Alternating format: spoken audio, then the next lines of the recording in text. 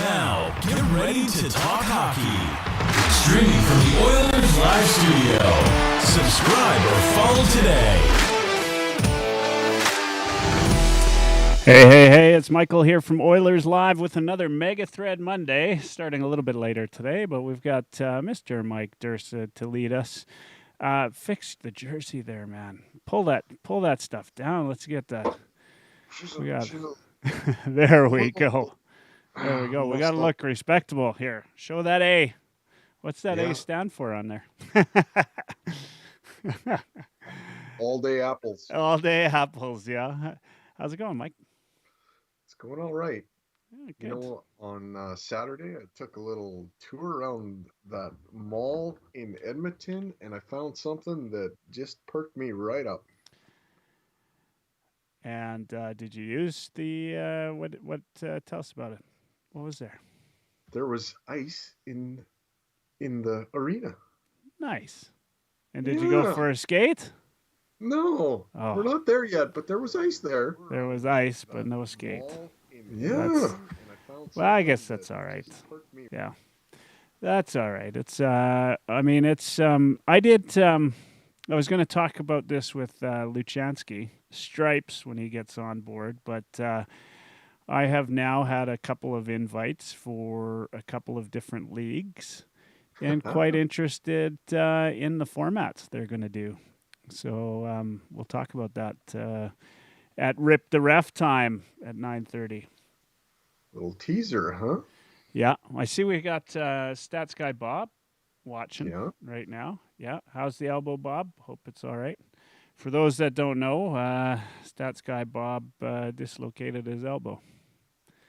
Playing goal, probably. I don't know. Something exciting, I hope. You know, I never asked him what it was. I don't know. Maybe it was like a flying elbow. Street fight. Who Macho knows? Man from the top rope. That's right, from the top rope. Stats Guy Bob from the top rope. So what you got for us today? It's Mega Thread Monday. This is your day, man. Yeah. I was working on your intro a little bit today, by the way. Were you? Yeah.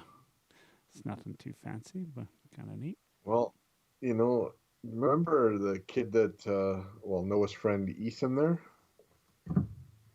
That came to the Oilers Live Cup, the last one we had there? Yeah. He told me that they had, the last time I was down in Calgary and coming home, my check engine light came on in my car. And I didn't think it was anything serious because everything's been running fine. But I was going to go to his place at 7:30. Well, I did go to his place and see what was going on with my car. But turns out the code reader that he has was with his dad. So I wasted about 50 minutes of time that I could have been planning what I was going to quiz you on tonight. Trying to figure out what was going on with my car. So, confession, I don't really have a lot planned here, and I didn't really tune in a lot to what's going on in the world of hockey right now. I think things are kind of a little bit stagnant from the last time we talked. Not really any really breaking news, but I'm thinking that our fair city in Edmonton is going to lose this race to be a hub city. So it sounds like Vegas is going to win at least the western part of hosting, and I haven't heard anything on an eastern city being named. I mean, Edmonton could be named to host Eastern Conference teams, but I'm not sure that's actually going to happen. So. Yeah, there was all this rumor that Vegas would be announced by today, right? And then it wasn't. So I don't know what that means, but there was some word that it would be announced today and or by today, and that wasn't done. And then, of course, the next rumor to come down was Toronto. And I don't know. I mean, the The thing that I would find weird, because Vegas is on Pacific time. Somebody said, well, it's good for time zones. I don't know. Is that good for time zones? Right? Like, if a 7 Yeah, o'clock game in Vegas is 10 o'clock start. I'm not sure that whole like theology really does anything anymore. When you're not having fans in the building, you can start games whenever you want. So I don't know if time zones is really even a thing. So I noticed I was watching You know, some, did you watch some of the golf that's on the on? weekend, Yeah. no, not really. A little bit, but not heavily. So I watched against my better judgment because for any of those rugby fans out there, I'm a big Union fan and I'm not a big rugby league fan. And if you're a rugby fan, you know exactly what I'm talking about. And against my better judgment, I watched some rugby league that was live on. I don't know if it was live. I shouldn't say, but it was recent. Based out of Australia, and they had in the first 5 rows, they had cutouts of people in the stands. And you know what? Okay, so besides that being a little bit hokey, yeah, there's lots going on. I mean, there's, mic the benches, right? Like you mic the fans. They had Right. they pretty much had the benches mic'd, and they had. I don't know if they were feeding in fan noise, but it sounded like the din of a crowd a little bit. But there are people yelling, of course, as they do in rugby, and other than it's rugby league, I mean, it was fun to watch. And then I watched. They actually did have a little bit of rugby union out in New Zealand, but I didn't catch it long enough to see if they had actual fans in the stands. They might allow fans in the stands there, because as of the other day, they were declaring themselves COVID free in New Zealand, if that's at all possible. But I guess they're an island, so Right. it is somewhat possible. And when you see that prime minister, who's like, she's got a superwoman, she's got I don't know if you've seen her, but the New Zealand prime minister, she's got a little baby that she takes with her to the House of Commons there, and she's doing interviews when there's earthquakes going on, and she's going through a pandemic, and nothing seems to faze that woman. But pretty amazing. So anyway, they got some rugby union happening there. You know what?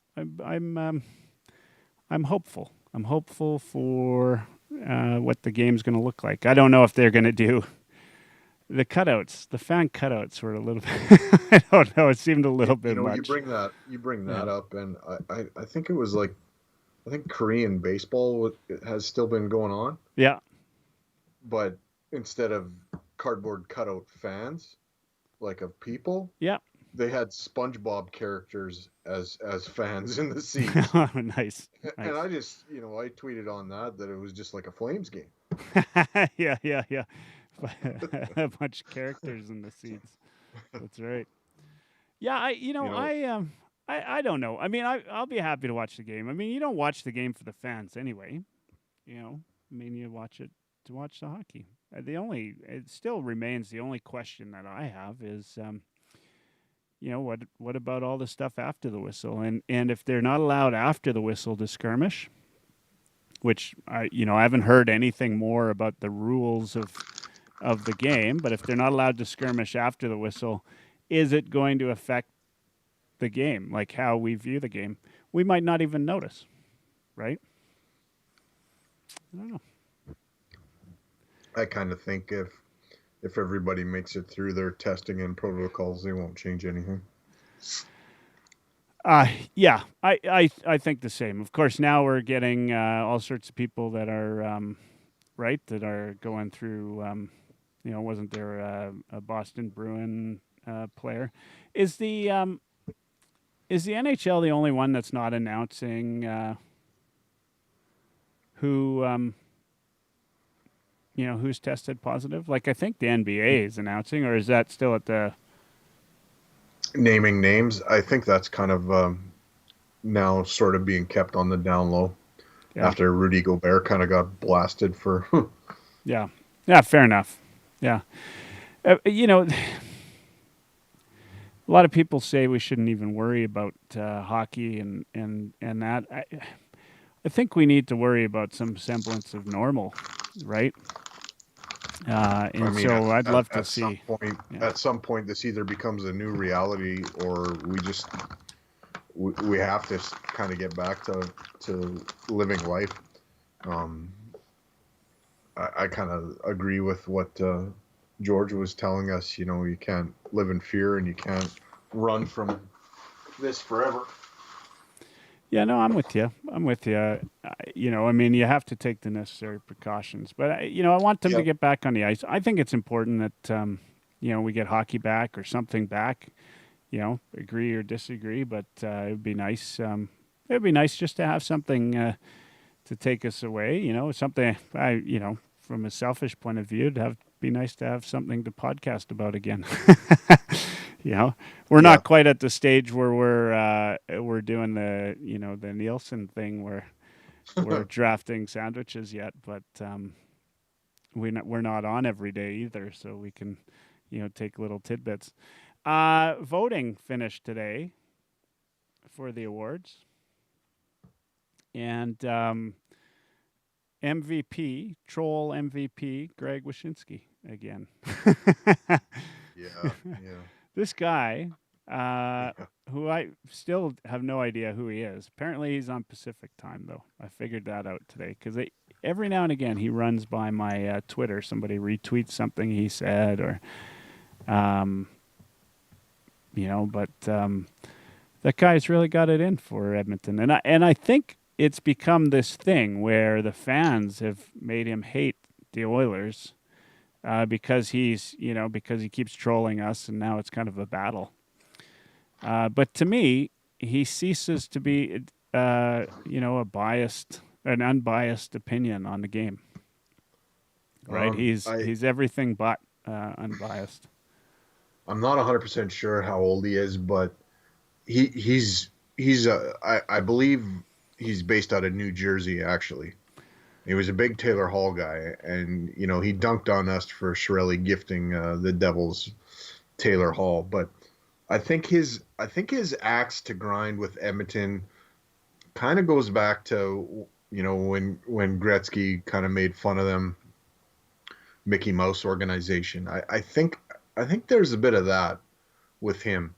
Like I think he's close to our age, and I I think that's probably where it comes from. I don't know that for sure, but just that's my gut instinct is where that comes from. And you know what? You brought up Nielsen before. Nielsen has them on, like I want to say about once a week. Oh, really? He goes on the Yeah, Nielsen show. Okay, interesting. yeah, and they kind of have a friendship there, and you know, I I don't think everything the guy says that is completely biased, but it sure the hell is on Twitter towards Edmonton. He loves. I mean, you know what? I mean, to be fair, I wouldn't see the guy's tweets at all if it wasn't Edmonton related, right? Like Yeah, I don't follow him. I couldn't tell you what he's written. I had no idea he even, did radio interviews anywhere. yeah. Uh, but I see him so often because he's constantly trolling Oilers fans, and so what a great way to get your name out there, right? Like a passionate fan base like Edmonton. If you Why want to not? make if you want to make a name in the hockey world, yeah, Yeah, you know, stirring up controversy with Oilers Twitter and Leafs Twitter is probably the two best ways to do it. yeah. I don't even know that Leafs Twitter is as crazy as we are on Oilers Twitter. Like, I mean, I've said lots about the Leafs in my time. Stats guy Bob says Wyshynski's 43. I think also Mike, he's based in San Fran, by the way. Now, but he's definitely a Jersey fan from what I've been able to ascertain. But it's I definitely, I, yeah. Go ahead. I thought he was ESPN based out of Jersey. Yeah, I think that's where he's from. But I think when I saw, in fact, I mean, I know I saw a tweet from him today because somebody said, you know, you don't even stay up late enough to watch the games. He said he lives in Pacific time. Yeah, it says Bay So Area on his yeah, there you go. New Jersey native. Okay. So anyway, I mean, I don't know. What do I need to do to get like Oilers fans? I guess I gotta say something bad about somebody on the Oilers, and I can't do that. That would get me known. Get me known. You know, you know, it's a common thread, right? Like, there's that whatever evolution hockey or whatever, right? Like, let's go Yeah. after, you know, like nobody would even know that whoever that is, right? If you don't Yeah. say, like, just say something ridiculous, some ridiculous hot take that, Some guy that we've never heard of is better than Leon yeah, Draisaitl. Let's push that. Yeah. you know, and I literally don't think that Leafs fans are even as crazy as us Oilers fans. I mean, and we, you know, I think part of it though is, I think part of it is that we, you know, we suffer. We're a small team, like a small market team, right? And so, you know, some of that is just trying to get what's due, right? Like, you know, the Oilers have had a dynasty, which very few teams have had. There's some jealousy out there, you know, and you know, we're proud of the team. We've got. There are. I can't believe for the size of a city that Edmonton is, right? You know, just over 1 million people, and hasn't even been that, you know, large for that long. Just the I always say it, like, you know, anywhere that I've been to an Oilers game, I am amazed at how many fans turn out, right? Like it's Well traveled. Yeah. even you know, like even on the East Coast, right? Whereas, you know, I went to a Leafs game in San Jose, and there were quite a few Leafs fans there, but it's not like going to an Oilers game anywhere. And I don't know if I it's to be believed, but that NBC graphic that came out last year that said Oilers were number one for fan draw across the league. well, I think Connor probably has a lot to do with that. But when you know, I haven't been to a lot of other NHL buildings and watched a game. When you go to those other places and you see Oiler fans, what age group are they for the most part? Yeah, I mean they're our age in the Okay. 40s. I mean they're remnants So of the yeah, so dynasty that's years, right? Yeah. that's the Gretzky effect, you know, still in play, Yeah, absolutely. You know, right? and then now, you know, Connor I guess and we're really Draisaitl. stereotyping here, but Yeah, I mean there's definitely a big part of that, right? I've always you know, I talk to people around Alberta, and I'm actually amazed at how many people in Calgary are Oilers fans, right? Like there are tons of Oilers fans in Calgary. In fact, yeah, walking around Calgary, uh, I often see more Oilers uh, branded stuff than I see Flame stuff, and you know, and I like I think that what it is it just goes back to, you know, it goes back to history, like of a franchise, right? You know, and having those dynasty years. You know, it's hard to build up a fan base when you only have one cup, right? Like it's hard to build up like a legacy fan base. Uh, it's funny you bring this up because my uncle Jim, he lives in Sundance, and you know, he grew up in Vegreville and lived in Edmonton for a while, and just kind of was a Oiler fan during the heydays. Became an accountant for Esso, and then in Calgary, switched to Pengrowth. Pengrowth for the longest time, maybe they still do, sponsored the Saddle Dome, yeah, not anymore, but they did and for quite a while. he Yeah. was an accountant for them.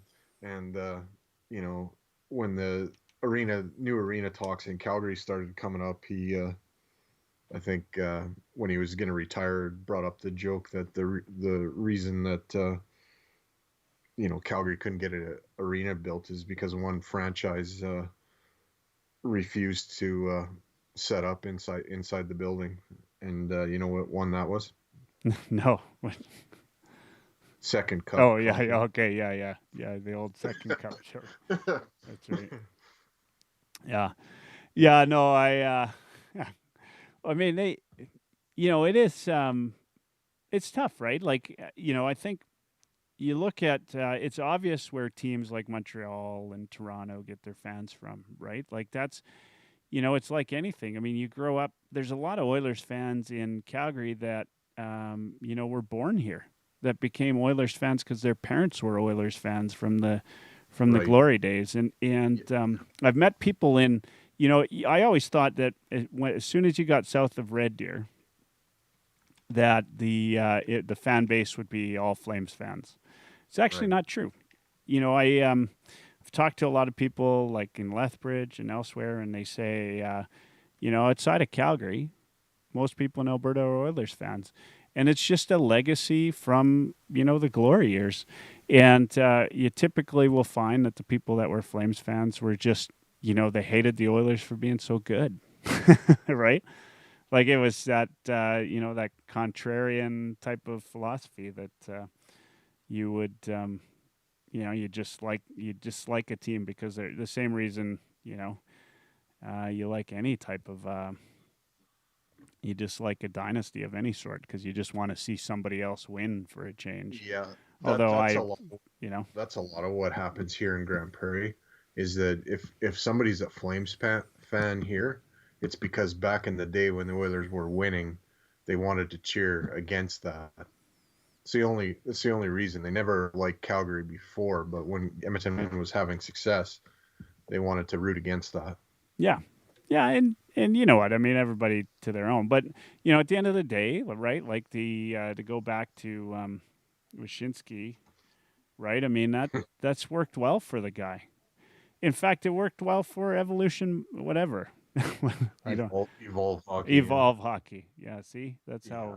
how much they stick with me. And I think they were based out of Minneapolis or Minnesota somewhere. Yeah, but how many Oilers fans would even know Evolve Hockey if not for the one tweet, Yeah. ridiculous tweet Yeah. that I don't even know who they picked. They picked somebody at random, obviously.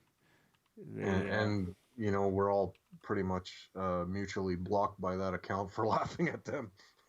Yeah, and rightfully so. I mean, if you're going to do a hot take, at least do something that's reasonable. And they lost their target audience all in one swoop. You think Draisaitl's going to win the Hart? What's your gut tell you? I hope he does. I mean, I think it's a travesty if he doesn't. David Pasternak from Boston, I guess, said that Draisaitl deserves it, and that's an Eastern Conference guy. I mean, he sees us twice a year. In fairness, they're like best friends, right? Maybe. Either way, I mean it's pretty like he's in the running, right? Like there's some guys that think Pasternak should be, right. So Yeah. He's right. I think that if you didn't vote Draisaitl, then you just weren't watching, right? Right. Yeah. I mean, let's not discount what Connor McDavid did this year. I mean, he had a great year. Right, hey? And Draisaitl was ahead of him. So what does that tell you? Yeah, and the argument continues to be Draisaitl played with McDavid, but that's not true at all. I mean, he did for some portion of that, but he was. Right. I mean, he took a line and ran with it and proved to everybody through enough games, right? Like we're not talking like a stretch of 2 or 3 games. He did it. You look without McDavid even on the ice. I'll leave Nuge out of this for now, but you look at Yamamoto and kind of his spark plug effect that he had. But you got to give how much time was the puck on Yamamoto's stick for all his points? Yeah, not very long. Leon was doing a lot of the heavy lifting there. It's nice to have Nuge on that as well, but yeah, I mean, those. That's one of the things I miss. You miss this time off. You miss seeing Connor just fly down the ice. But those from his face-off dot to the far blue line backhand sauces on the tape. I mean, you miss that, and how many guys in NHL history can make that pass? Yeah, There's yeah. not many. No, there's not many. So I went back and I started watching the Chicago Edmonton games from in season. Yeah. You're doing your homework. You're getting all readied up. You better believe it. I take this shit seriously. I am. That's I why gotta they. pick it up a little bit. That's why they pay me the big bucks. Yeah. It's interesting watching hockey games that again, especially when you take the emotion out of it, right? It's like watching game tape, right? And you already know the score, but you're watching for different things. I mean, you're not at the edge of your seat. You're not going to yell at the TV anymore. I might if I watch an old Battle of Alberta game. But the last game that the Oilers in Chicago played was interesting. Edmonton came out flying, and they had some really good chances that didn't miss by much. Crawford really played the angles well and was playing, I think kept Chicago in it early is how it felt. And there's the danger, right? And what makes playoffs like this, where it's a brand new season, such an unknown because you get a hot goalie.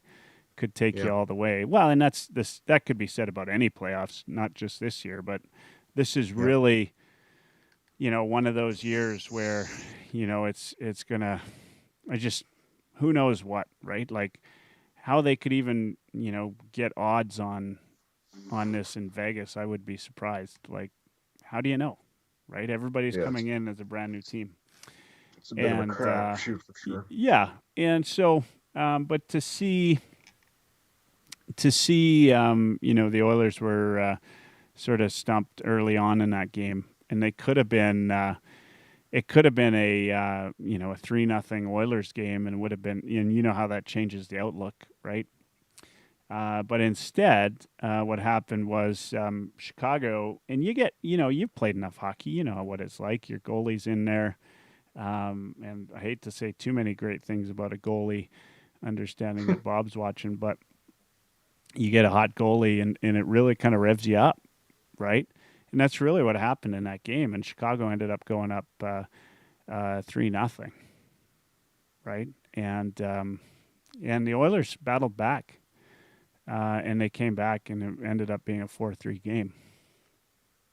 It was a good game though, but Chicago is going to be a tough team. Like Saad was good. Love him or hate him, Kane is an exceptional player, right? Off the ice, I think the guy's a douche, but on the ice, he's a hell of a player. Tays, one hell of a leader, and the stats just bear it witness. I mean, the kid's good, right? Mm-hmm. And there's still the question mark on defense for them, but Crawford. I know Chad didn't agree on it, but Crawford is a. He's got Stanley Cup pedigree. Yeah, you can't discount it. He's the guy that can take them the whole way. So it's going to be a tough series. But having said that, I kind of think coming out of a tough series in the play-in round and winning, that might be what a team needs to kind of get them going. Mm-hmm. It's 9:30. Let's add in Stripes. What do you think? Should we get this guy added in here? Lou Chansky. That's right. All right. I did this a little differently today. He's probably wanting to play some draft stuff. Oh yeah, he's got to have more.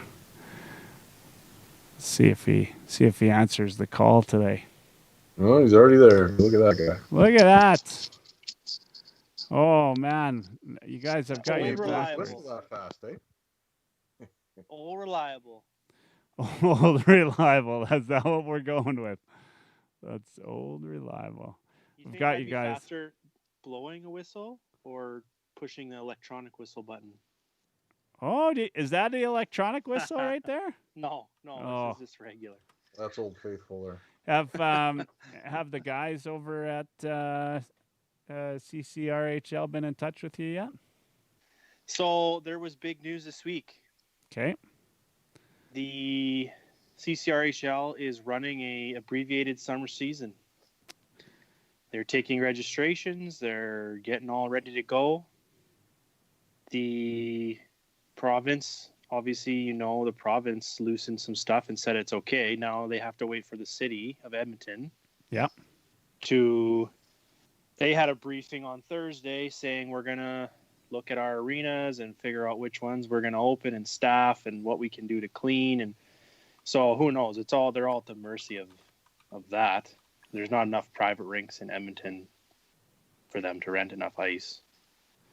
So I was saying to Mike, I've actually got a couple of invites now to play hockey, and the format's quite interesting. Yeah, so here they're looking at July 6th, hopefully, to start. Okay. So still a ways away, I guess. As of right now, with the way the government set it up with the 50-person max thing, they're looking at mini league cohorts, 4 teams with maximum 11 people on them. So goalie and 10 skaters. Yeah. And at this point, you wouldn't be able to bring anyone in or out. Like you got your 11 and that's it. So that being said, they're asking teams if their preference when they register, they can say we want to play 5-on-5, we want to play 4-on-4. They're just looking to be super flexible with how everything's going. So like if you show up and you only got 6 or 5 skaters and a goalie, you go to the other team, hey, let's play 4-on-4 this game. Yep, sounds good. Yeah.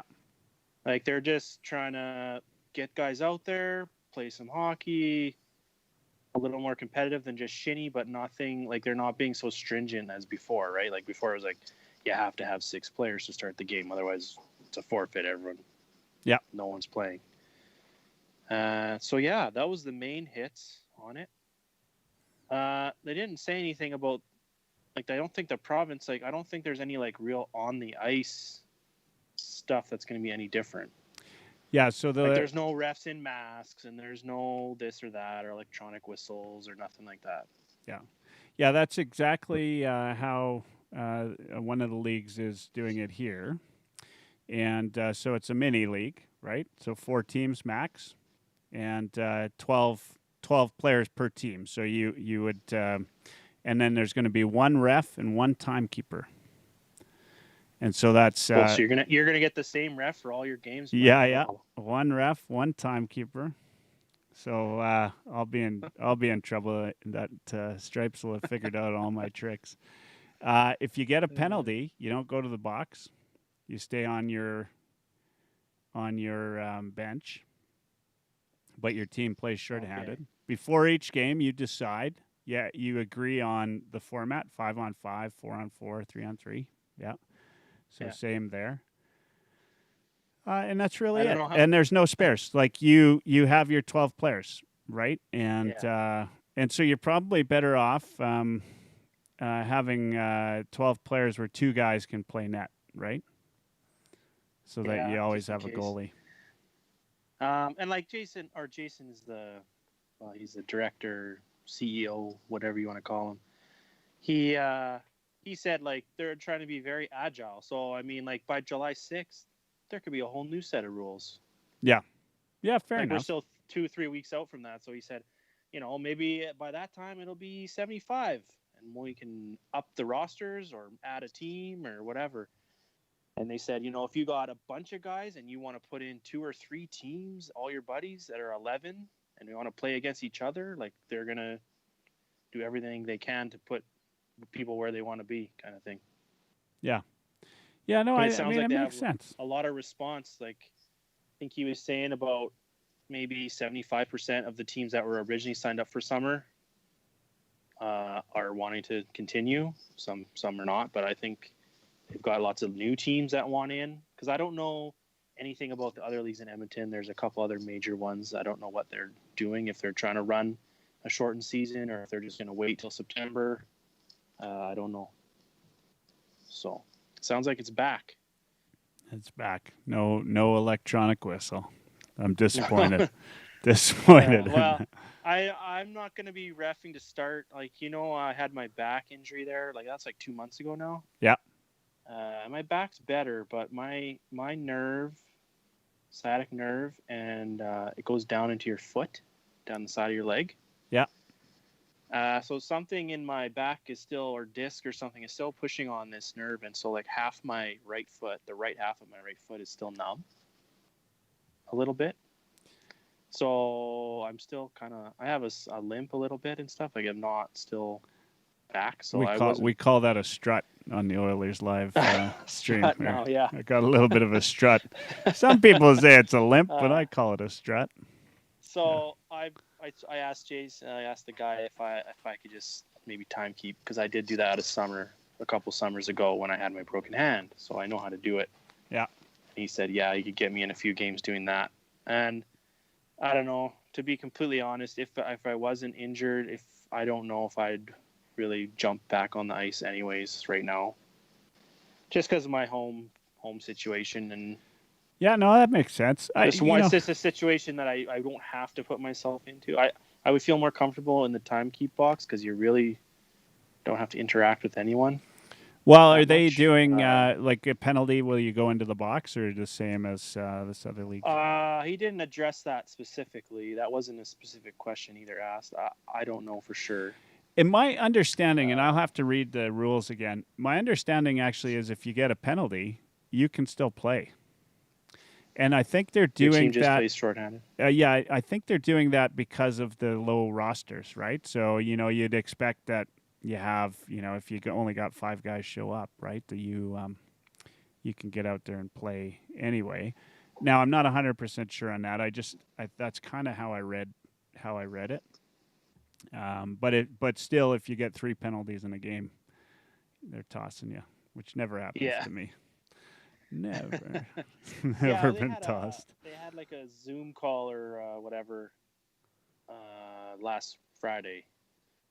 And he did answer some questions that had been sent in before, and a couple of people were in there in the chat asking him some questions. So he sent out kind of a review of it. And so I read through that. But yeah, there wasn't anything too specific. There was a lot of questions that didn't really apply to on ice and reffing. It was more like team fees and registration and what happens with the winter playoffs and stuff like that. But it was still good. And so I think they're pretty excited to hopefully get going. Yeah. So Mike, no licking people, right? Like that's a penalty. That was a pretty big licking and spitting was a pretty big penalty before. Now it's got to be like what, automatic 5 in a game. You'd probably be up on charges. Yeah. You know what? You might be right. You just never know. That's it's funny, right? Like, I mean, we laugh about it now, but how big a deal is that, right? Like, you think about. Right? Like, who knows what the guy has? We still can't believe that nothing more happened to him because of that. Like, it just seems, I don't know. Anyway. He got what did he get? He got sternly told, just don't do that again. Pretty much. I think so. I mean, it was playoffs, right? So. Yeah, of course. Yeah. But 2 incidents, so you'd think by the second time they'd give him at least 1 game suspension, but no. Something. I was laughing when they said if your preferred thing is 3-on-3. I kind of laughed and said, like me included, like if I was playing or any of you guys, like, do you guys have the stamina to do a 3-on-3 15-minute periods, all 3 periods? That's a lot. I might be able to now, but it is a lot of skating. 3-on-3 is more work. Yeah, you almost do 4. I think 4 is probably if you got a little short bench, I'd say probably 4 is probably the best to go with. Wouldn't you say? Yeah, 3-on-3. I mean, is a whole different game. I've played 3-on-3 like we did that in overtimes, right? It's a different game, right? Like, and it, yeah, a couple rushes and you're done. Like, you need to get off and collect your breath. You can yeah. conserve energy 5-on-5. Yeah. 4-on-4 is a little tougher, and 3-on-3 you can't, or you've lost. you can find time and space to take a little break in a 5-on-5 shift. You can't do that in 3-on-3. So in rec league, you can always find a spot to glide and take a break. Not if you want to win. Not in 3-on-3. I played.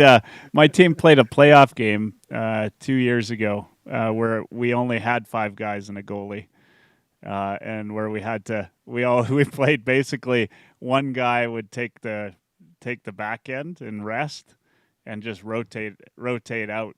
Right, so you'd have. We got through about 2 periods tied, and then in the third period it kind of fell apart a little bit. But I think we only lost by 2 goals. It was pretty hard to win that though. It's like playing 3-on-3, right? Like it's tough, you know. And you just need one young guy on the other team, and you're screwed, right? Some guy that. Like their recovery time is about 2 seconds long. Yeah.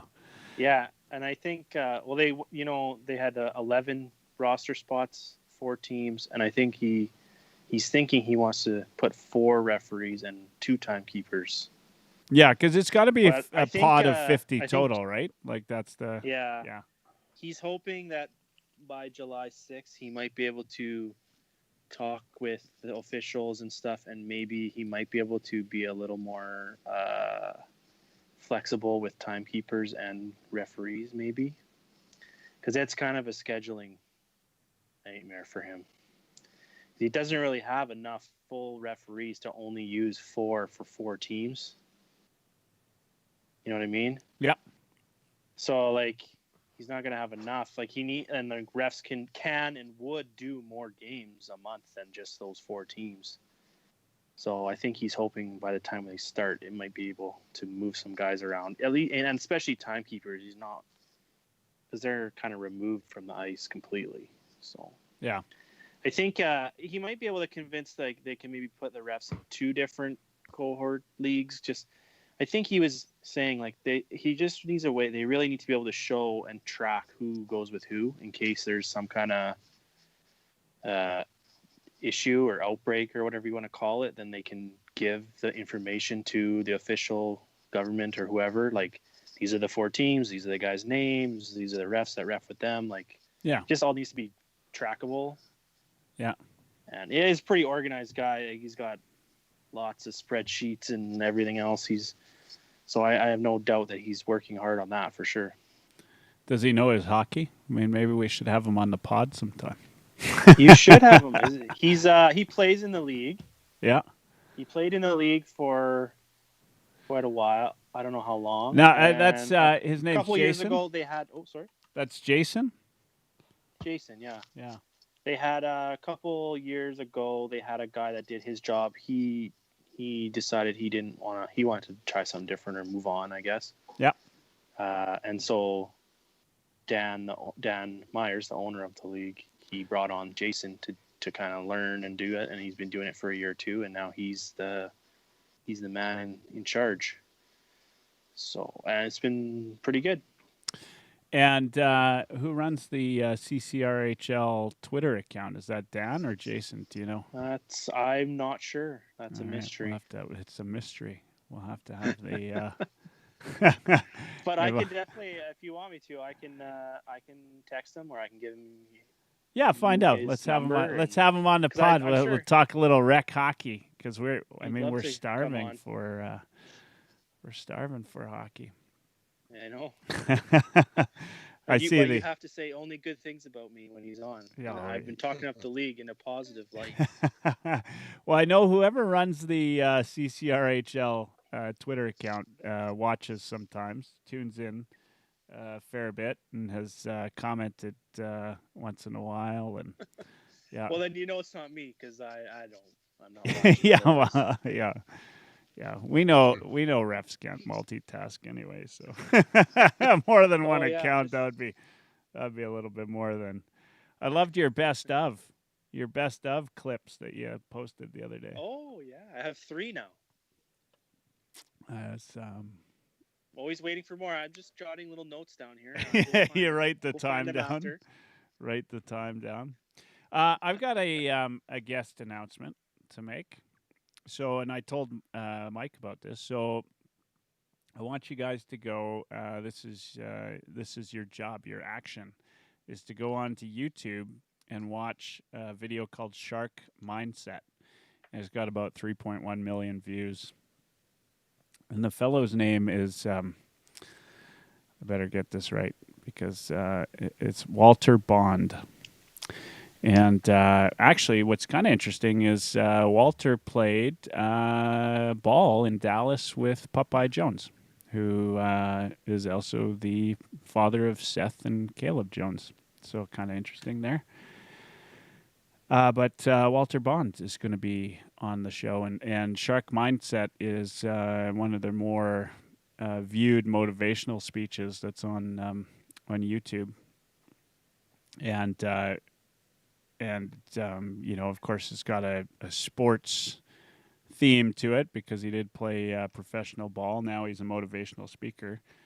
But we'll talk some basketball and maybe some motivation around sports and that. One of the good episodes that I did, it certainly wasn't Rip the Ref, but one of the good episodes I did.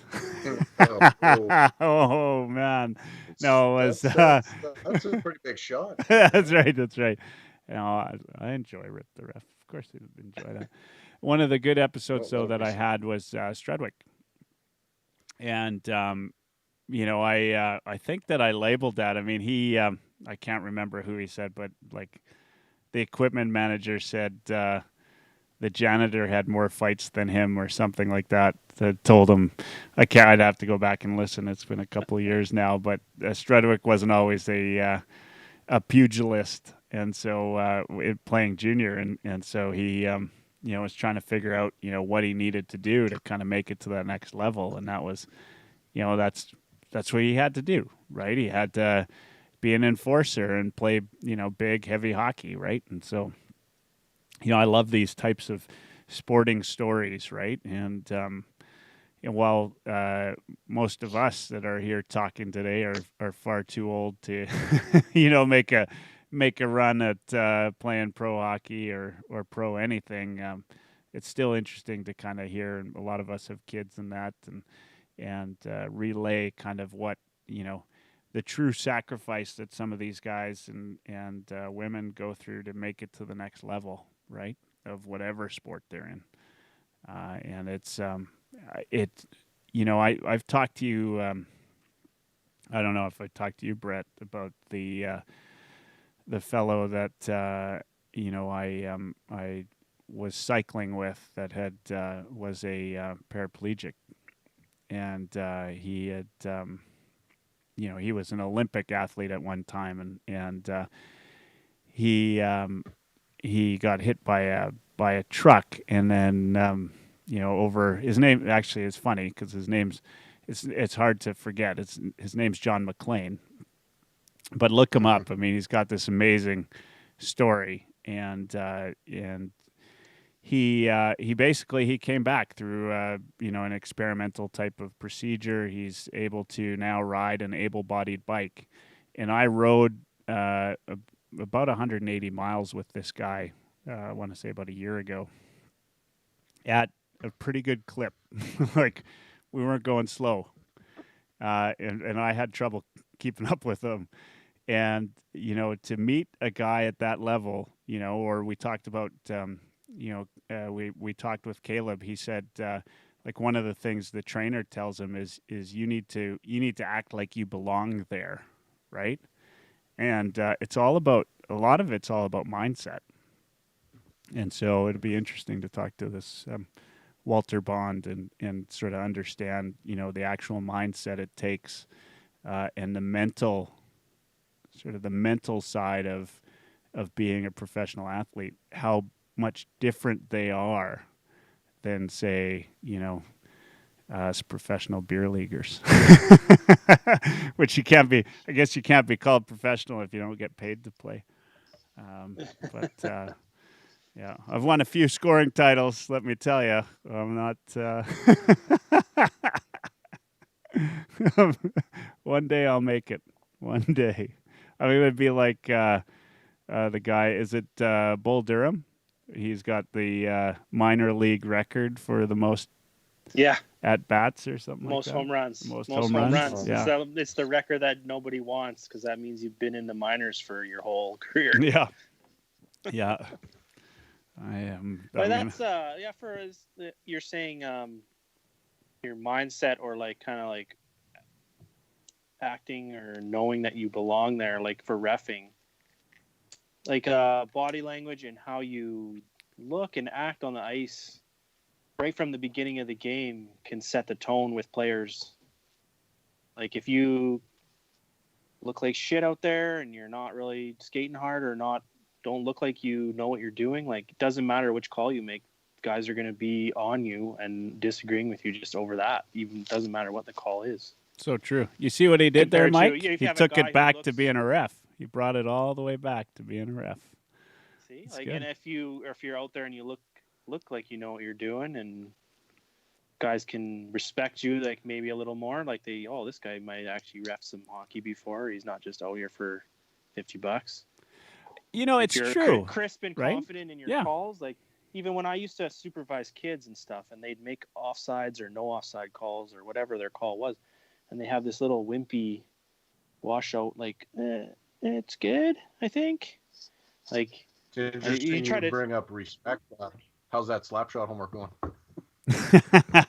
Yeah. What's still on there?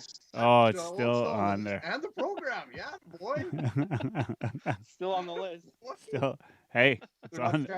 It's on the list. That's all right. We're somewhere. But yeah, like trying to tell them, like, if you just make the call, right or wrong, if it's close, but if you're like crisp and loud with it, you're not going to have as many people like questioning you or asking you about it. Like if you're just confident in it, either way. I totally agree with that. Right? Like I know same with who whistle. Like the first kids who first learning how to ref, their like whistles are so light, and you just try to tell them to give that thing a little harder blow, like but so I did that for a little while. Like when you ref in the A program, they call it, like you actually are required to do so many supervisions before a certain date, otherwise you're not going to be on the playoff list, kind of thing. Brett, do they talk to you like when you go to a ref clinic and that about practicing your hand gestures and all of that in the mirror and that kind of stuff? Yeah, they do say you can practice. Yeah. A lot. The main thing too that I'd recognize with some refs, and that's not just kids. This is rec league refs too that aren't as experienced. They really rush through it. Like you're making a penalty call. Yeah. Like their arms up, they blow the whistle, and before anyone's even stopped to look or stopped or looking around, they've already gone through, pointed, said their thing, made their signal, and they're like already like going to the box, like they're done already. And then no one knows what's going on. They don't know who it was or what it was for or nothing. And then guys are feels like every penalty I've ever had. What's that for? What for? Yeah. Like, but like it just causes you to have to go back and explain more. And then where's that going to go? Is it going to turn into an argument? Like they always told us, and like you have your hand up, you blow the whistle, and you wait like a second or two with your arm still in the air, and everyone can stop, and then they're looking around, and they're finally looking at you, and then you can point, make your signal, say the number, whatever, and then there's not as much confusion, right? Yeah. I think players always try to hide like they never did anything wrong ever too, so. Of course. Never. guys. What do you mean me? Yeah. There's only been one right call on me. When I hit that poor goalie in the back of the legs. That was it. Other than that, I'm not sure I deserved any of them. Oh man, I tell you. Are you do you miss it? Do you miss being on the ice? I mean, yeah. I don't know. I'm doing fine. I'm doing okay without it, I guess. But if there wasn't, like I said, if I was fully healthy and they were coming back right now, I don't know if I'd jump on it. Like Yeah. I don't need it that bad. Yeah, but you got other to get factors at play, right? I mean, there's other factors at play that I understand, but all those things, if you took them out of the equation, I mean, well, and I mean that means why like I am kind of injured, but I still want to do timekeeping. Yeah. It's not reffing, but still there. Still see the guys like just like you guys, you go hang out with your team or whatever once a week. Well, I mean, I haven't seen this guys that I ref with. Like I ref on the south. It's a big league, but I ref on the south side, and I ref mostly in the div whatever 10-1. Yeah. And so there's the same group of whatever 8, 9, 10 guys that you and even down to like a group of like maybe 4 or 5 guys that you see consistently. You always ref games together. So I mean, yeah, I would miss that. I would want to see those guys and work with those guys again. So, I mean, if I do timekeeping, I get to be involved a little bit. It's not as good money, but Here's a question. Man. Do you actually love to ref, or is it more like a job and a bit of a chore, and it just kind of the income part of it makes it attractive? Well, I can tell you this: if you didn't like reffing as refereeing hockey, you couldn't do it for beer league as like just solely for income, because like the stuff that goes on and the stuff that you have to deal with and stuff, it's really probably not worth $55 sometimes. Some nights it's totally worth it. So I mean, yeah, like I did about 20 so games a month, so like it was a good chunk of change. But yeah, like I said, like it doesn't hurt, that's for sure. Like I wouldn't go out there and do it for free, but right, okay. But I think you have to like it. It's in some, because if you're just out there for the money, like I don't know, it wouldn't be that enjoyable to do. Right.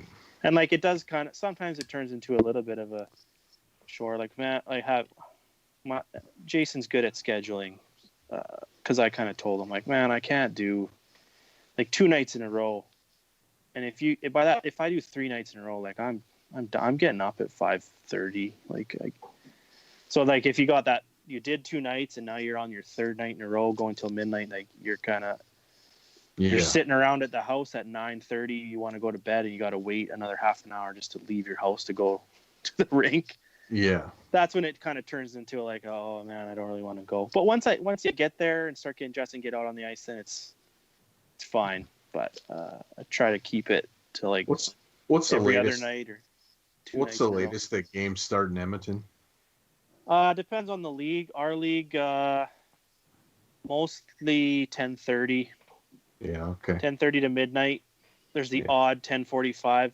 Actually, I think I heard him say that they got rid of all their 10:45s for the winter season. The summers, who knows? But they did their ice draft for the winter, and they were able to get rid of all their 10:45s. And he said for winter season, they're getting rid of all the rinks that are crappy, with crappy dressing rooms and no showers for the players. So there are rinks with no showers for some of them in Edmonton. Some of those old, like, I'm trying to think if what there's era, anything 1960s or whatever. Like which arena? I mean, I'm sure I've played at no them. Player showers. Like does Tipton have showers?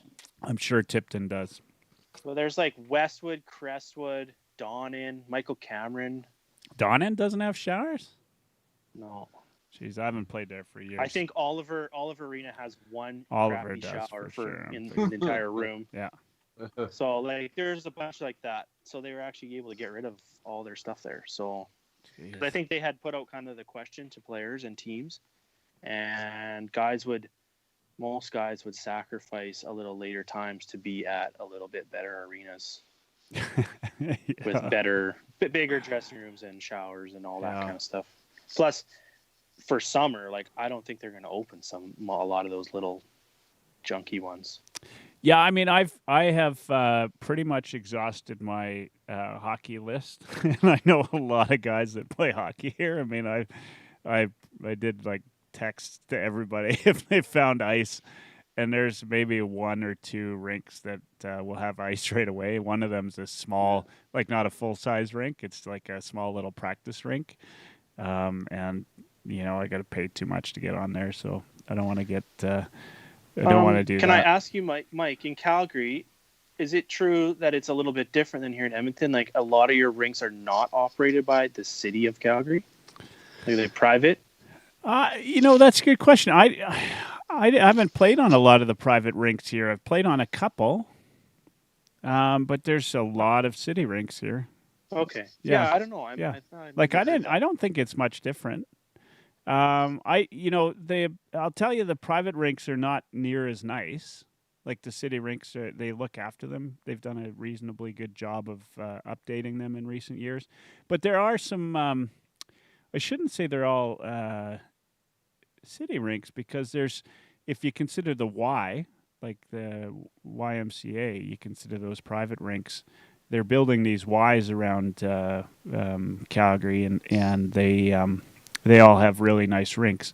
Not all the arenas are really structured very well, but the rink itself is nice. Like the ice is good, and there's that. The private arenas tend to be the really old ones, and I was playing. We had I played the night before one of the old arenas collapsed.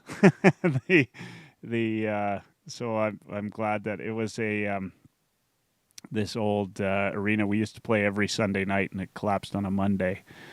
But I guess during the day they knew it was going to collapse, so they had stopped everybody from being in there. Nobody was in there, but it was like this. It was it tells you kind of how crappy the some of the private rinks are, right?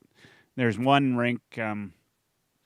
I'm terrible at the names because I've played at so many, but there's one sort of in central Calgary that you have to take shifts to change in. Like it fits each dressing room fits about 5 people. There are 2 showers in there. Like there are showers. I'm not sure of any that I can think of where there's no showers, but there are, there's a couple, and you start to, it's funny, and this. I mean, you start to know certain nuances about different rinks. There's the Optimist rink, and I know, dressing room 1, the showers are like they're scalding hot, and I think it's right by the boiler. If you go into dressing room 4, the showers are always cold, right? Like it's like Kinsman Arena referee on the B side. You gotta turn the shower on and then flush the toilet, and then you can get hot water. There you go. I don't know. Even like we're talking about showers and like dressing room. I don't know what they're gonna do. Like I think we still have to wait for the city of Edmonton to come out and say what they're doing with their facilities. Like each team's gonna get 2 rooms, and there's gonna be no showers, or like all these. Like I don't know what they're gonna have off ice. It's funny. We're a pro hockey discussion podcast, right? And you think about like this. Mike knows, I know, and just about anybody that would tune in and watch or listen knows all of these things we go through. At some point, you got to figure the guys like the Caleb Jones and the, like his brother and anybody that plays pro hockey, doesn't experience these things anymore, right? Like they, like when the Oilers show up to Rogers, like when they think of a shitty arena, they think of like the Saddle Dome. Yeah. Right. I mean, that's the shitty arena. Like, and they've got, full on showers and, they've got spin bikes outside waiting for you, but that's a shitty arena. A shitty arena for us beer leaguers, is a legit shitty arena, right? I seen one. I won't say it by name, but there's one in Edmonton. It's private. Yeah. I only did a couple games there. Our league doesn't use it anymore. You could stand at the timekeeper's bench or wherever along the boards. And you look down the boards, and you look at that little bottom dasher, like the yellow Yeah. plastic piece, and you could see it wiggle. Like it was not flush with the boards. Yeah. Like if Oh, you man. run around there, it's gonna who knows what. Oh. And it got to the point where I kind of was like, man, this place isn't even like really safe to play. Actually, we'll get to this. Bob's got a comment there. We'll get to, but I used to play at the Corral in one of the leagues I played in Calgary, and they should shut it down. Like they've been talking about. They were talking about playing some of the games at the Corral for recently. I think it was junior games, and that arena should be shut down. And it's where the Flames used to play. It could be one of the most unsafe arenas in Calgary. So Bob says, "Tell us about the Hythe barn before the renos in home of the old Calgary." Hythe Mustangs. Yeah, I played a bunch of senior, rec hockey out there, and to get onto the ice when you open the bench door, you got about a 4-foot cliff to jump off of. Nice.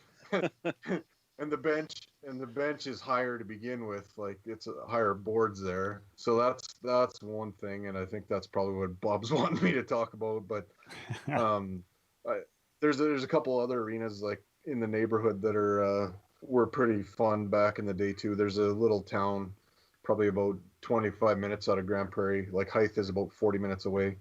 Little town called La Glace.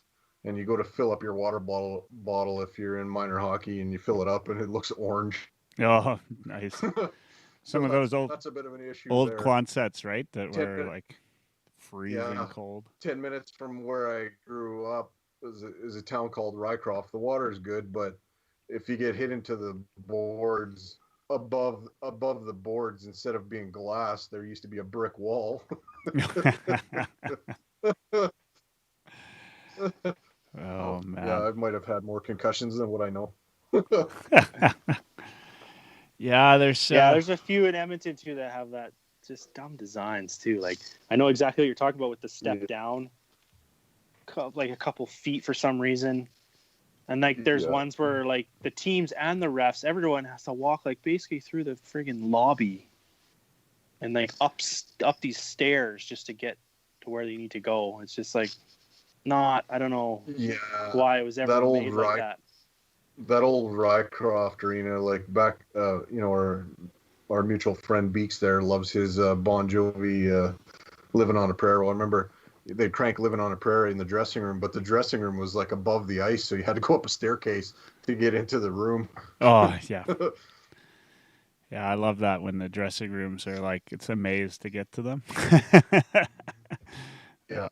Yeah, I mean, I just don't get it. I don't get how they didn't know how to design arenas back 50 years ago. These arenas, like Mike, they're not like multi-sport facilities where the guy who's designing it had a million other things to try to fit in hallways and like they're like standalone arenas. They weren't sophisticated.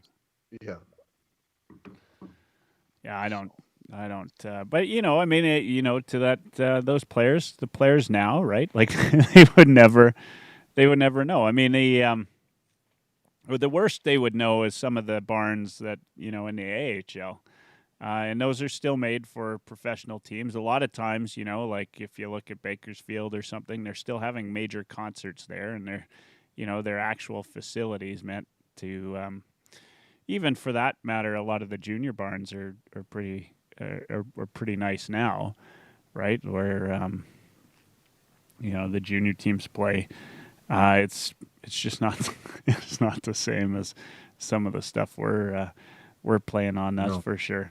I mean, I can't think of.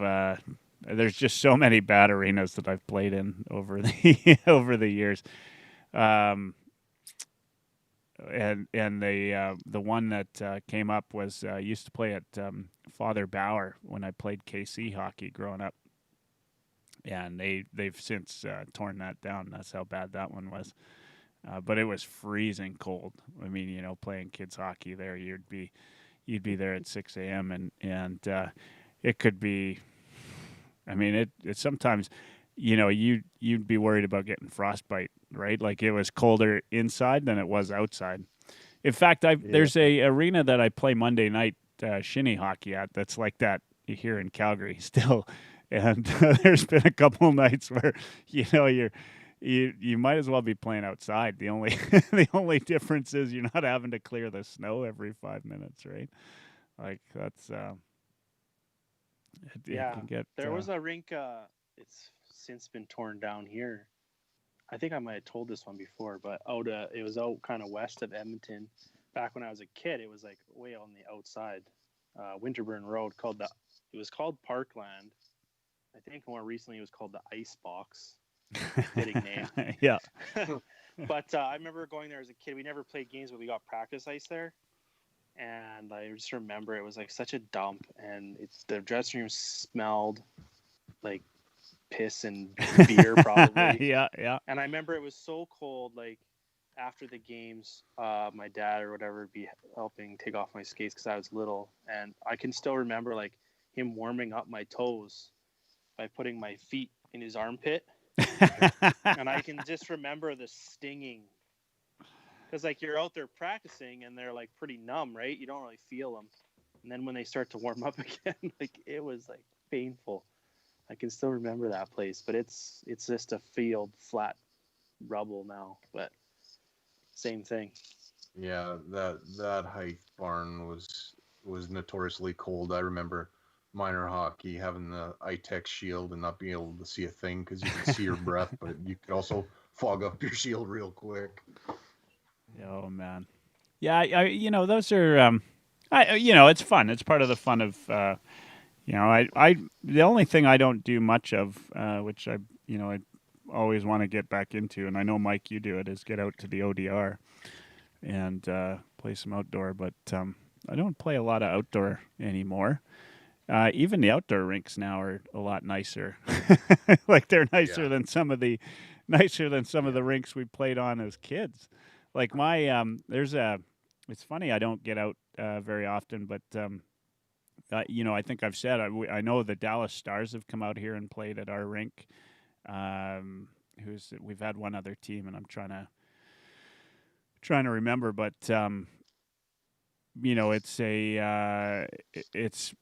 it's great. It's got like the benches are beautiful. The boards are great, and it's a great rink, and you can go and the only, as I said, the only different. In fact, a lot of the affluent areas have Zamboni like they do on the outdoor rink. Like there's got to be, I'm thinking 4 or 5 rinks in the city here that have their own Zamboni, like outdoor rinks.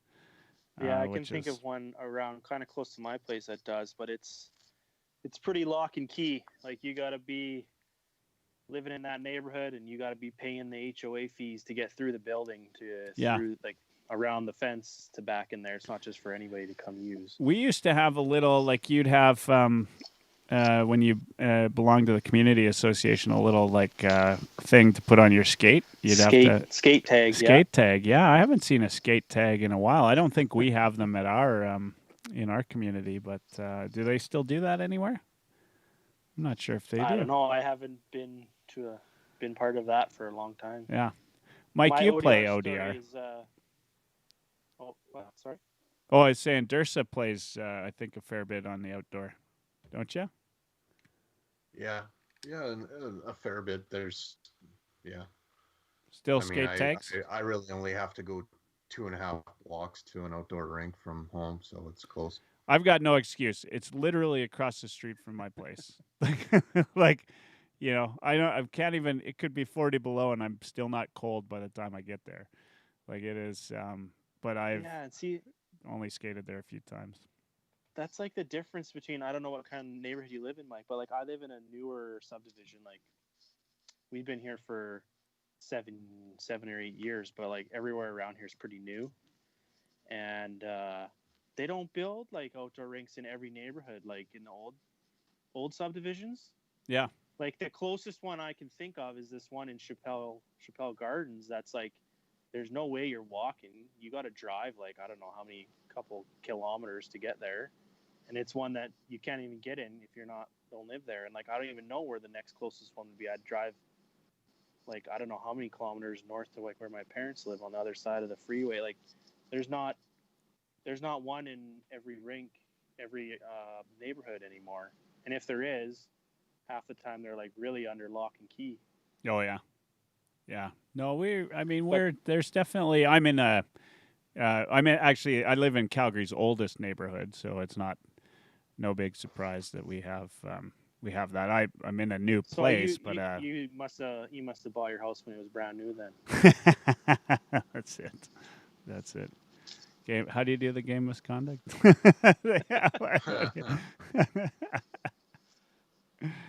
Oh man. To have an ODR, I think I was in junior high, skating backwards. I hit a rut or whatever. I fell, and I reached out with my arm, and I actually fractured my forearm.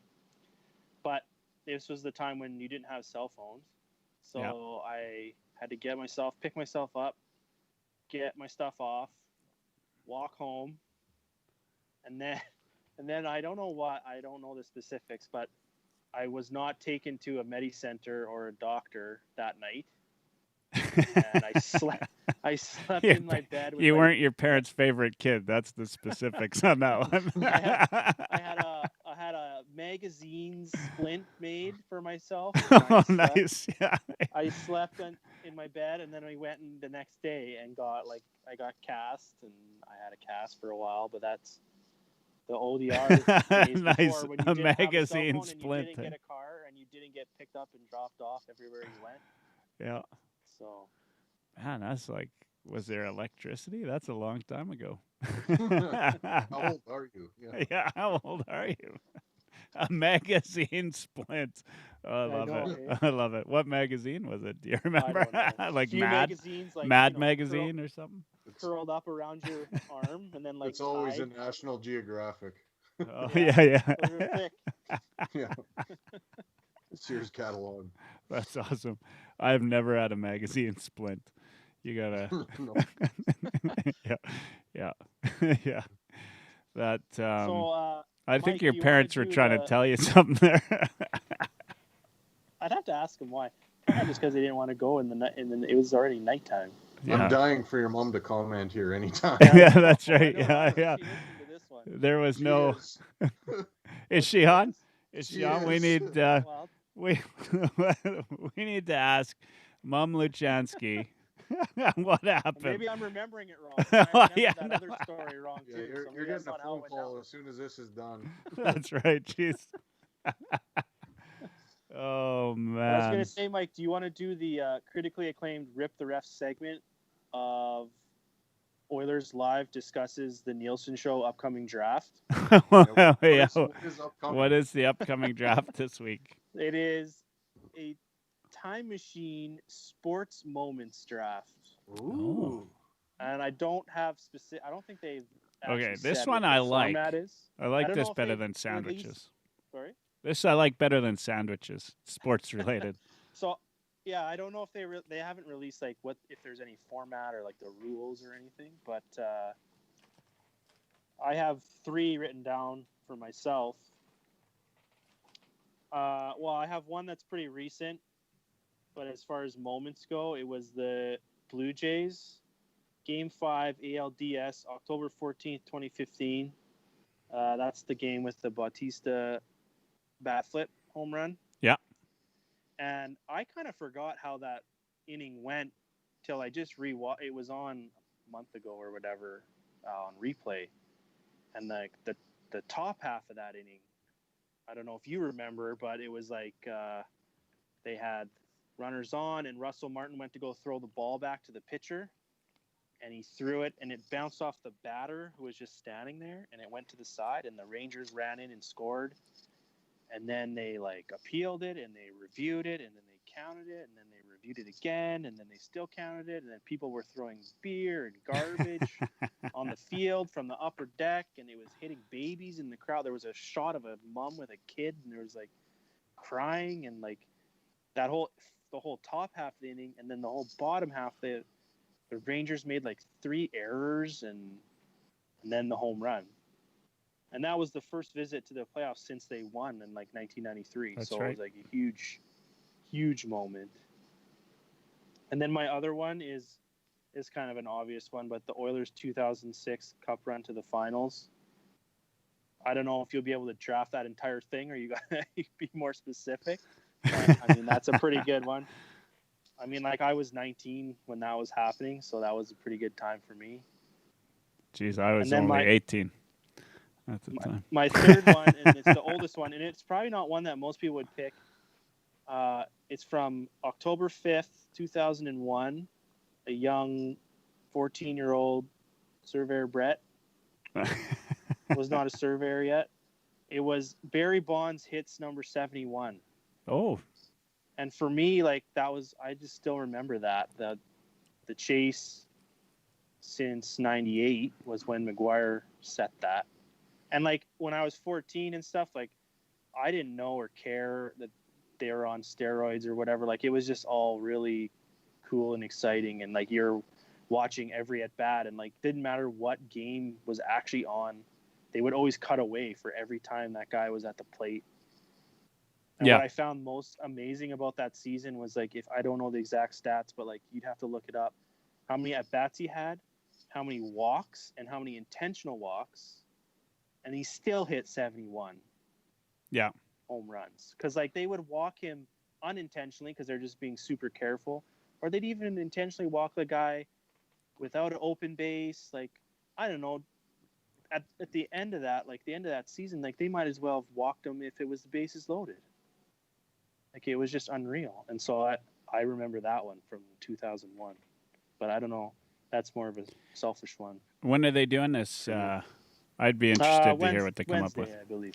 But I won't be up early enough. No, Wednesday at 9. At 9, all right. I should be alive by then. You know, it's funny because as you're saying those, I mean, you think about, you probably go straight ahead to the things that you know happened, right? Like the things that were, happened while you were, that you remember, and or vaguely remember. I mean, the first 3 that come to mind for me are the Oilers' first Cup, which I vaguely remember. I was pretty young when that happened. And then the second one would be the Dallas Oilers game that Edmonton's major comeback and then and win in overtime. It went was it 3 overtimes, Mike? You might remember. Yeah. Marchand scored the game winner. And then the last one that came to mind, and if I had time to think about it, I'd probably think of other ones. But the other one that comes to mind is being at the junior game between Russia and Canada, where they got into the scrap and they started turning out the lights. Oh, that one. Yeah, I mean that would be fun. A fun game to be at. But I mean, there are so many. There's so many sporting events. I would probably go back though to that Dallas Edmonton game as being one of the top. Like, it was just that, to me, out of all the things I can remember, was one of the most unreal moments. Right, like, just an unreal comeback, and it was an exciting game as an Oilers fan. That would probably be up there in games I'd love to see again, only because I've seen it. But there's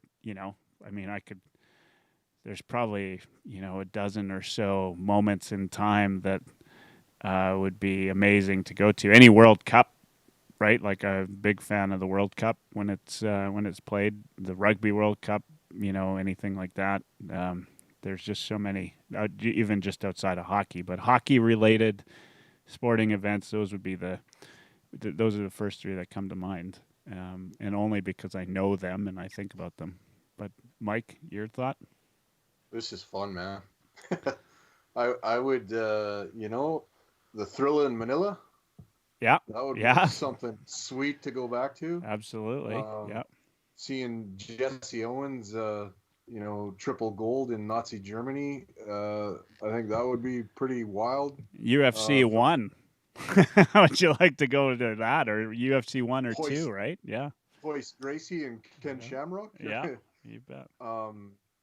Also, what was I thinking? Oh, my Patriots when they came back, being down 28-3 against the Falcons. That's probably the most incredible football game ever, or comeback in a Super Bowl. Just mind blowing. That would be something.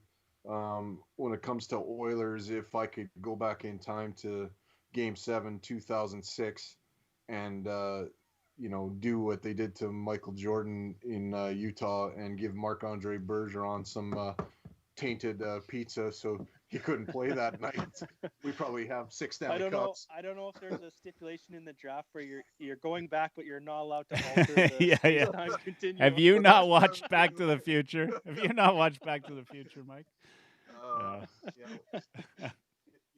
There's so many moments in sports you'd love to go to. Like I'm a big Red Sox fan, and to watch them kind of win the World Series after the 80 some odd year drought after trading Babe Ruth, I think that would be special, just to kind of maybe not even be at the game, but in Boston when that moment kind of went down and watch everybody go bananas. Yeah, I was thought about that one too, when the Red Sox broke theirs, or when the Cubs broke theirs too, more recently. Yeah. But that any championship game, right? Like across any league, any that time. Dunk contest between good. Michael Jordan and Dominique Wilkins that was, just wild. That would be something. There's so many moments. That's actually a fun draft because it's how they do you found choose a winner they to finally that found a sports related one to do. I'd be curious to see what because they usually don't just do like straight up. Like there's always like, oh, you got to pick one from hockey and one from baseball, right? One from this, and then three of any kind you want, and there's like usually a bunch of. Michael brought up soccer. I'd love to go back in time to watch Pele Santos play live, and when he first scored a bicycle kick backwards, flip kind of goal. That would be wild. Yeah, Pele or When, Maradona. Jackie Moon invented the alley-oop. Oh, man. First basketball game. Yeah, that's right. That's right. Dodgeball. I don't know if you the dodgeball on ESPN Ocho. Yeah. I don't know if you know that semi-pro movie, but you guys should YouTube the one where Jackie Moon gets ejected with the referee. That's pretty funny. So you've watched semi-pro, but you've not watched Slapshot. You continue to disappoint us here. I told you, it's on my list here. It's on the list. Yeah. I have not watched semi-pro. I am familiar. That's the that's with it's Will Ferrell. Will Ferrell. No, I am a big Will Ferrell. He runs like a semi-pro basketball team, and he's like the owner / captain and / player. Yeah. And I think there's one point where they have like a big if the Tropics score like 100 points, then it's free tacos for everyone in attendance. And then they're killing it that night, and he's trying to sabotage his own team because he's the owner and he can't pay out that many hot dogs or whatever. Right. But it's pretty. There's one where he's arguing with the ref, and he's like, he goes from just talking to him, he's like, I'll burn down your house and murder your entire family. He just starts losing it. It's a funny scene. So let's not do a draft for next week because that's been done by Nielsen in it. But come prepared next week with your top 3 sports movies. They can be funny movies or good, like any type of. Come prepared with that. Don't give us any hints as to what they are right now, because we'll talk about it next week. But there's got to be so top 3, maybe some honorable mentions, and we'll chat about some sports movies, because I've never seen semi-pro. Obviously, certain movies like Slapshot or there's tons of football movies out there, or basketball like Hoosiers. There's tons of different sports movies out there. And I'm sure Bob the goalie will tune in. He'll probably have some of his own to to give us. And let's talk. Let's talk some sports movies, and maybe that'll give me something to give watch over while we're waiting for NHL hockey to be back. What's your thought? Be in color, Mike? Or? Yeah. Oh, wow. I think he was talking to you, Dursa. Maybe. I can't remember if the Naturals in color or black and white. That's right. Yeah, I mean, there are so many good sports movies out there, but your top three that come to mind, and then a couple honorable mentions. I mean, there's, it could be golf, right? Yeah, could be a funny one. Maybe dodgeball's here, right? Who knows? But there's some good ones out there for sure. Yeah. What I don't know if you tuned in at all, but we were talking about. I was watching some rugby league on TV last night or the night before. They had cutouts of fans in the stands. I've seen that in the Korean baseball. They have the SpongeBob. We were talking about that. Yeah, SpongeBob. Yeah, I said it was kind of like a Flames game. Yeah, but some of it was like SpongeBob characters. Yeah. It was awesome. Yeah. Like, it makes you wonder if they're going to do that in Florida when the actual league resumes. Wait a second. Those fans aren't real. Yeah, you think it's necessary? I don't think it's necessary. I think it's kind of like a little gimmicky thing that they can do, but it's not going to do anything for the people playing, that's for sure. Yeah. I saw one in European soccer, like if you're a fan, I don't know, you had to pay money, but it might have been like a charity thing, but like you'd send them like a picture of yourself and they'd make a cutout of you and then put you in the stands for the game. Oh, yeah. But I think it was an initiative to raise money for something. I don't think they were doing it for profit. Yeah, okay. Makes sense. But it wasn't just random cutouts. It was actually like yourself. Yeah, some big see yourself. Oilers win the COVID Cup, and my cutout was at that game. Your cutout was on camera. My cutout was at that game. Yeah.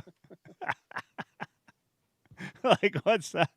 Yeah, that's oh man, that's something, right? That's something you'll tell your kids forever. Oh man, I don't know. I guess we're gonna find out soon enough, right? I think we're looking at August for a start. Assuming the whole big argument now is like, should they put fake noise in there? Yeah, I mean, we were talking a little bit about that. I mean, that rugby league, I'm pretty sure they weren't putting in fake noise, but they definitely had the sidelines mic'd. Yeah. So, I mean, mic the benches. So I don't know. Yeah, I don't know if they want that though. Especially now, right? Especially now. Yeah. Like, I don't know how much of a delay it would be on, but I don't know. Yeah. Yeah. Who knows what Prust will say next, or Tony DeAngelo. They'll be canceling hockey before you know it. Yeah, it's like a war zone out there right now. Yeah, you gotta watch it.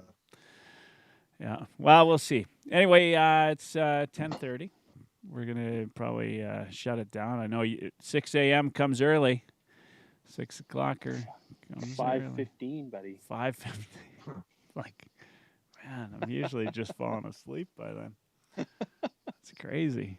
I don't know how it works. How does that work? Like, is there sun at that time? Oh, yeah. Oh, yeah. In the summer, there's tons of sun in the morning, unless it's raining or whatever. Man. Yeah. Comes up around 4:30. I've been out all night till the sun comes up, but I'm not sure that I've, like, been up that early. Although anytime I go camping, if I'm in a tent, as soon as the sun's up, boom, I'm up. Like, and I feel like $1 million. The nice thing about it is in the mornings is, like, you don't got to do it. It's pretty calm out there driving. Yeah. And, like, there's more traffic on the road now. More people are back working, not from home. Yeah. But it's still in the mornings. It's not so bad. And then I get to leave earlier, so I don't deal with the heavy rush hour in the afternoon either. Yeah, that makes sense. All right. I wanted to Plus, ask. I get to be a 6 o'clocker. I'm going to get That's a conched in badge one of of these honor. days. Wear with- I'm going to be Wear conched with in. pride. We need to be conched in one of these days. What's the text number again to do that?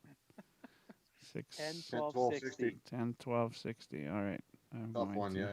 And you maybe you can set your phone to just auto send at a certain time. Well, then I wouldn't even hear it. Wouldn't even know.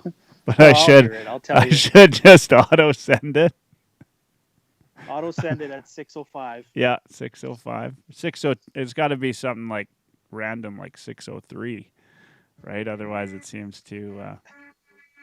Is that what it sounds like? That's what being conched in sounds like.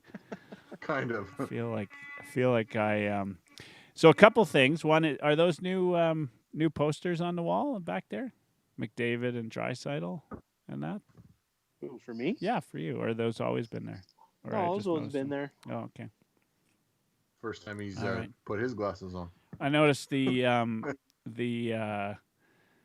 net's gone. Now The now net we're is gone. playing The net's in the basketball down garage there. Now, it's Now outside, we're playing yeah. basketball. Yeah. And It's indoor basketball league, summer Your league. Indoor dunk game. basketball. Your dunk game is strong there, Brett. Yeah, it's like he killed it. He killed it. Yeah. No, yeah, the net's outside in the garage for driveway now. Oh yeah, that makes Summer. sense. So a couple things. One is watch for the announcement of when we get Walter Bond on. I think that's going to be a great episode. Really excited to have him on and just understand those things. The other thing is watch for. We are going to finish up. We finally got the cashola from the brew house for the silent auction from the Oilerslive Cup. And because they're open now, so we got the cash for that, and we're going to finalize our donations for the Oilerslive Cup and announce the final figure for how much money we donated to Heart and Stroke Foundation, which is pretty awesome. And that's about it. I think we're, that's where we're at. We don't have much. Running out of hockey things, so we're talking. We're almost at the point where we're drafting sandwiches. This is crazy. This is crazy. No, we just talk about the upcoming draft preview. Okay. So here's how crazy. I go on to Twitter right now, and the first thing I see is Nugent Hopkins, what he'd look like as a woman, and Yes. and then Right now. and Braden. I think that's Holtby as a woman. And so that's where we're at. this is where we're at. This is the Brendan Shanahan as a woman. Brendan Shanahan as a woman now. This is where we are in the you know what? Nuge is pretty. Nuge Just for the little stash. Yeah, the stash maybe it's just, female Nuge needs to wax the upper lip. All right. Anyway, I'll help you with the Shanny. You can leave on that. I think he looks almost like Julia Louis-Dreyfus, but you'll see in a second. oh man, yeah. There we go. Oh boy, this is some insanity. Oh man, Dubas. That whole thread is awesome. Yeah. All right, so that's where we're at as far as hockey goes. The other thing, actually, sorry, I'm trying to get offline here, and I keep thinking of things. I wanted to bring this up tonight. We never talked about it. Somebody did a commissioner power ranking, and Gary Bettman wasn't last on the list today. In fact, he was getting some high praise for his stance with the league today versus some of the other commissioners in the league. Around the in other leagues. So I'm going to take a wild guess at it that Roger Goodell is the most hated. Oh yeah, no, they're. I mean, everybody's pretty upset with all Baseball. the other leagues, right? Yeah, baseball was one specifically that that they were upset with. But funny that anybody should be praising Bettman because he seems to be one of the more hated folks in. I mean, I don't know how the guy gets he's how he goes home and sleeps. He gets booed everywhere that he goes. So if they hand out the Stanley Cup with nobody in attendance, will they pipe in the booze? That would be classic, wouldn't it? That is if he had a good sense of humor, he should totally do it. Because he handles it pretty good when they do it live. So did you hear that anywhere, or you just come up with that? Well, I don't think I heard it anywhere. Oh man, okay. I'm gonna. We gotta because this is that is classic. That is great. I love that. We've got to send this out.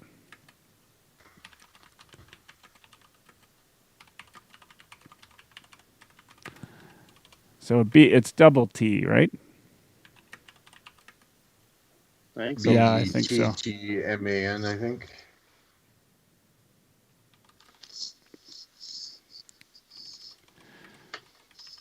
What would we say? Do they?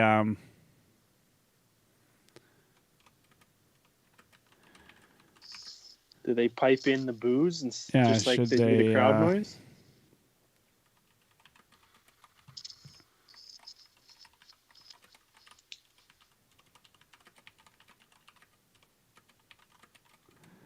That is awesome. I'm like.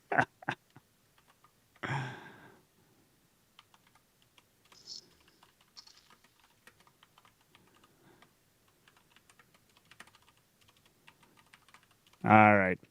So next week we have got I'll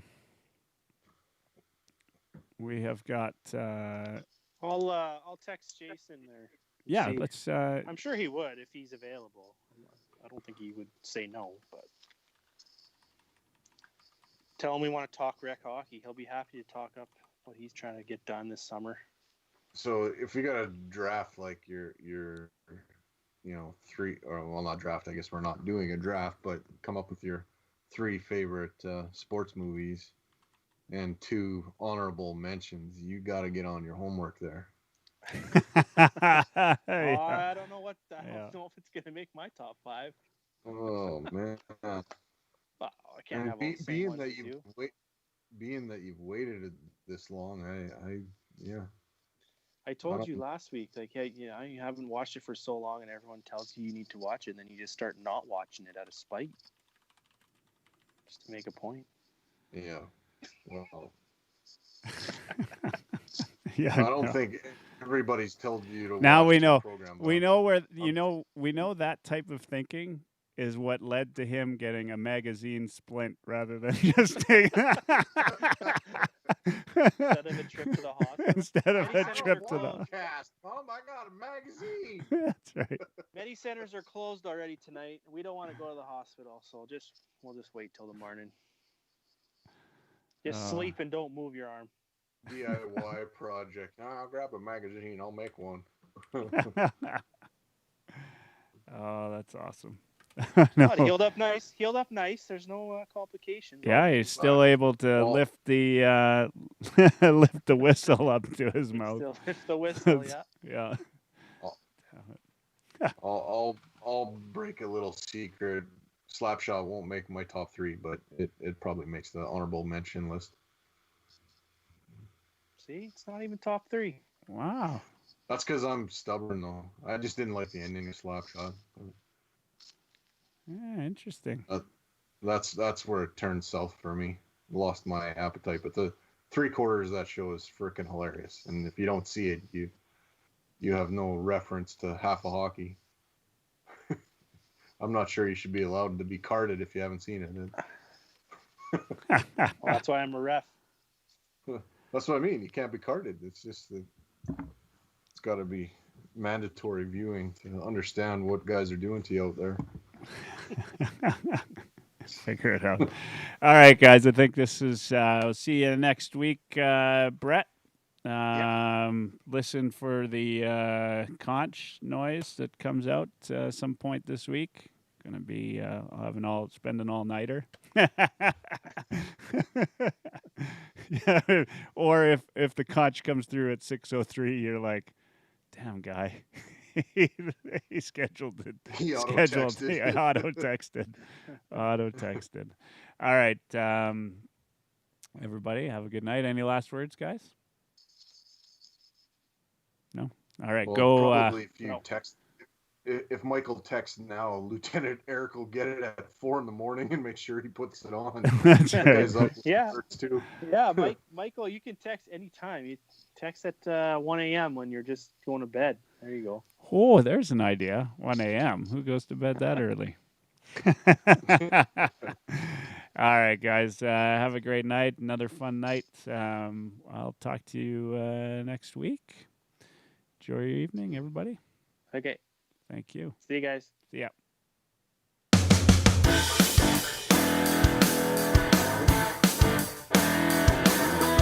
Oilerslive